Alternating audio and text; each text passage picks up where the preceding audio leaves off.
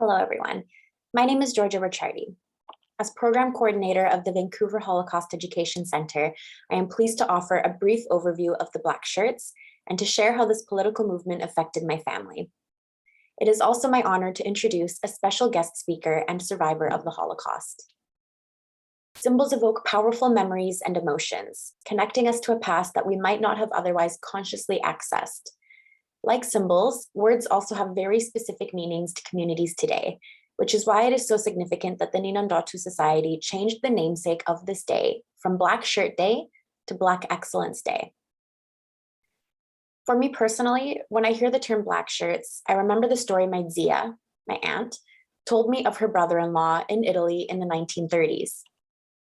The fascist era in Italy repressed and reprimanded any opposition or resistance to the Mussolini regime. Known anti-fascists in Italy during Mussolini's regime from 1922 to 1943 were taken by militia squads known as the Camicie Nere, or Black Shirts, and abused or killed. Within my own family, my Zia's brother-in-law was taken and beaten so badly by the Black Shirts that the consequences affected him for the rest of his life. Because of what they did to him, he was never able to father children.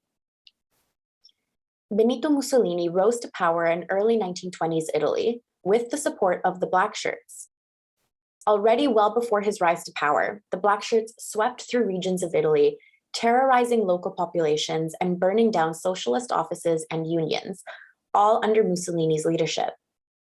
In the fall of 1922, he and his militia of Black Shirts, so-called because of the Black Shirts that characterized their uniforms, organized a march on Rome in hopes of bringing the Italian government to its knees and replacing it with fascist power.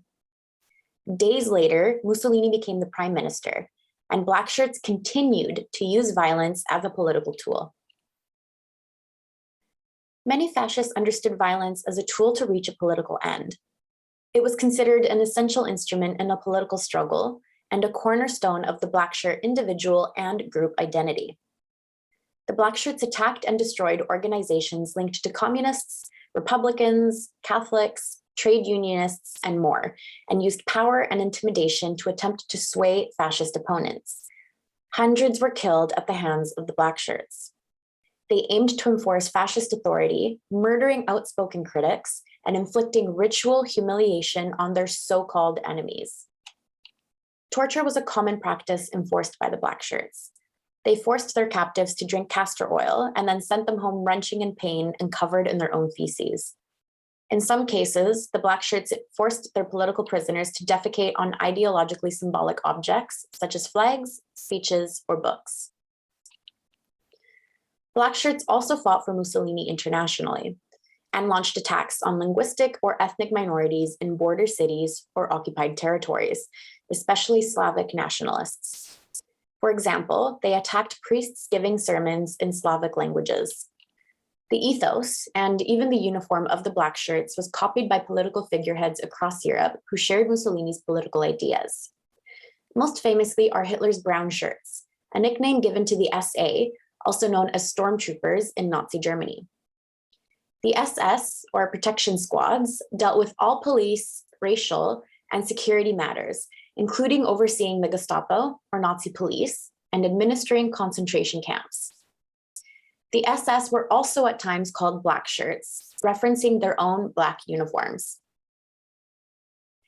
Here today to share her firsthand experience with the terror inflicted by groups that drew inspiration from Mussolini's Black Shirts is Lilian Borax-Nemitz. Originally from Poland, Lilian survived the Warsaw Ghetto and spent time in hiding during the Holocaust to avoid deportation to the Treblinka death camp. Today, she speaks for the Vancouver Holocaust Education Centre, advocating for human rights and social justice, and emphasizing the dire consequences of racism and anti-Semitism left unchecked. She is also the successful author of 11 books.